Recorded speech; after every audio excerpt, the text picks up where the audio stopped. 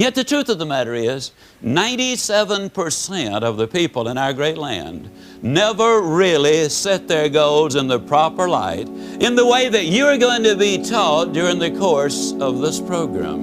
97%. And one of the major reasons is because of a little thing called fear. Now you spell fear, obviously, F-E-A-R. And that really is an acrostic for false evidence appearing real. But if it appears real, ladies and gentlemen, it's real. For example, I could take this handkerchief and my finger and rob the bank in your town in all probability. All I'd have to do is put the handkerchief over my face, put my finger in my pocket, and walk up to the teller and in my meanest voice say, "Give me your money." And chances are superb that they would give me the money. The evidence would be false, but it would appear real, and because of that, they would give me the money. A young Cuban hijacked an airplane to Cuba with a bar of soap. He took it to the captain of the aircraft and he said, "Let's go to Cuba. I've got a bomb in here." Though the evidence was false, it appeared real, and they went to Cuba. You see, the truth of the matter is a lot of people collect a great deal of false evidence, and the net result is they never set the goals. Now let me assure you, there's a certain amount of danger in setting goals. For example, next Monday morning I get on an aircraft in Dallas, Texas, going into Atlanta, Georgia at 8:45. Now I've got sense enough to know that when I get on that airplane, there's a certain amount of danger when I get aboard that aircraft, because some airplanes are coming down faster than they go up. And I'll tell you, when those airplanes come down faster than they go up, there's danger for me. But there's more danger for the airplane. You see, when an airplane comes down faster than it goes up, you just about can't hardly trade those dudes in at any price. I mean, their market value is gone. See, there's danger for the airplane, but there's more danger for the airplane if it stays on the ground.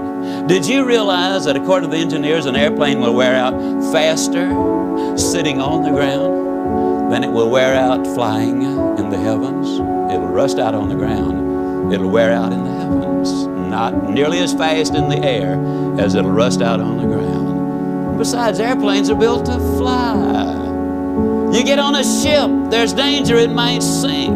But there's more danger for the ship if it stays at anchor in the harbor. Experts tell me that it will collect barnacles and become unseaworthy faster in the harbor than it will if it sails the high seas. And besides, that's what ships are built for. Now, there's a certain amount of danger in setting your goals, because you see, you might not reach those goals. But folks, there's danger if you don't set the goals. You see, man and nature are 180 degrees apart. We use up nature's natural resources by using them up. But we use up man's natural resources by not using them at all. Oliver Wendell Holmes expressed it very eloquently when he said, "The tragedy in America is truly that we waste our natural resources. But one of infinitely greater tragedy is the fact that we waste our human resources by not using what we've got." And the average person goes to their grave with their music still in them. What a shame. You got to have goals, ladies and gentlemen. I want to talk a little bit about goals on the line of how do you lose 37 pounds and write a book. I'm just going to kind of give you that as an example. For 24 years of my adult life, by choice, I weighed well over 200 pounds. I say by choice because, you see, I have never accidentally eaten anything. I mean, it's always been deliberate. And when I choose to eat too much today, I have chosen to weigh too much tomorrow. You can choose to set goals and realize your potential, or you can choose not to set them Now, if you choose not to set them, you got to understand that the consequences are not going to be good down the road.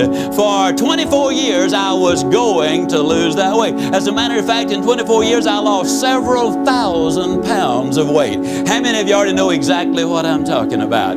But it wasn't until I wrote it down, put a date on it, listed the obstacles I had to overcome, identified the people, the groups, the organizations I needed to work with, spelled out a plan of action, set that time limit in there, and identified all of the benefits to me. It was only when I did that that the goal became a reality, and I lost the weight.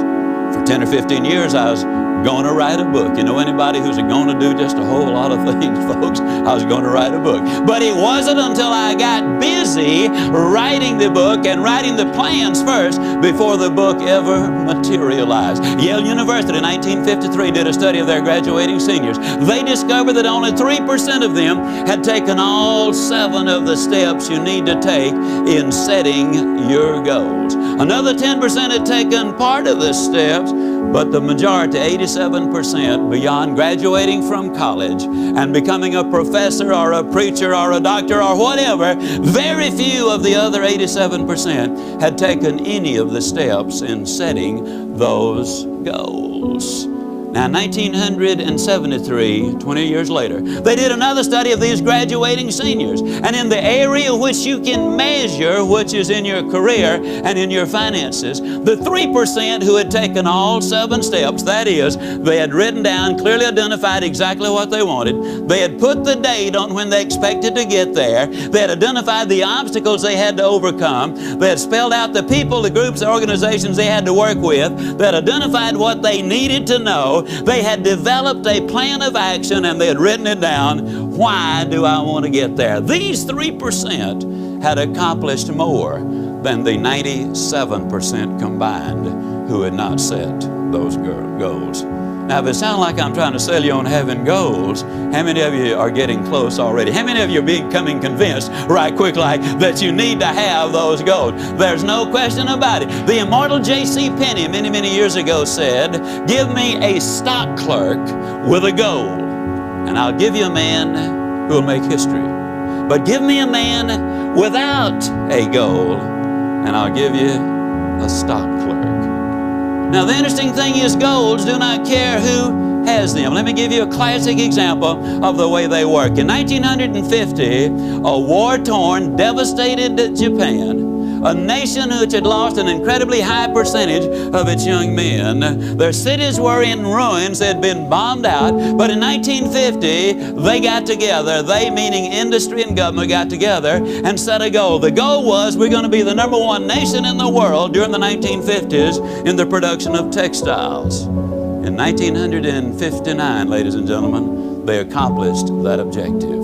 In 1960, they set another goal. We're going to be the #1 nation in the world in the production of steel. Now, when you understand there's no iron ore in Japan of any significance, there's no coal of any significance there, we're going to be the #1 nation in the world in the production of steel, it seemed like an absurd goal, and yet they reached their objectives. They had taken all of the steps. In 1970, the Japanese set another goal. They said during the 70s, we'll be the #1 nation in the world in the production of automobiles.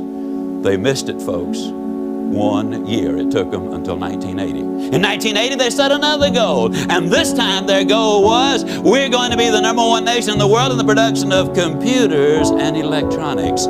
And they're working very, very hard to reach their goals. Yes, indeed, ladies and gentlemen, you absolutely must have those goals. You got to write them down. You got to put a date on it. You got to identify those obstacles. You've got to identify the people, the groups you need to work with. You got to find out what it is you need to know. You got to develop a plan of action, and you got to write it down. What's in it for me? Now, that's a formula that I have just given you, pure and simple. Now, if I were to ask you what 3 times 3 was, there isn't a person here who could not instantly answer it. But if I were to ask you what is 5,128 times 2,165, odds are enormous that very few of you could pop out the answer that quickly. But if I were to say to you, get your pencil and paper out, figure it out, then all of you can figure it out. Why? You know the formula. Now you see, if you know the formula, it really doesn't make any difference, ladies and gentlemen, what the goal really is. When I started to write the book, I took precisely the same steps that I'm talking about. I wrote down the objective. I wrote down the time I completed or expected to complete the book. I identified the obstacles there. And yes, I know this is repetitious. It's the mother of learning. I wrote out and identified the people, the groups, the organizations I needed to work with. I devised a plan of action to do it. I spelled out what I needed to know, and I wrote it all down, what's in it for me.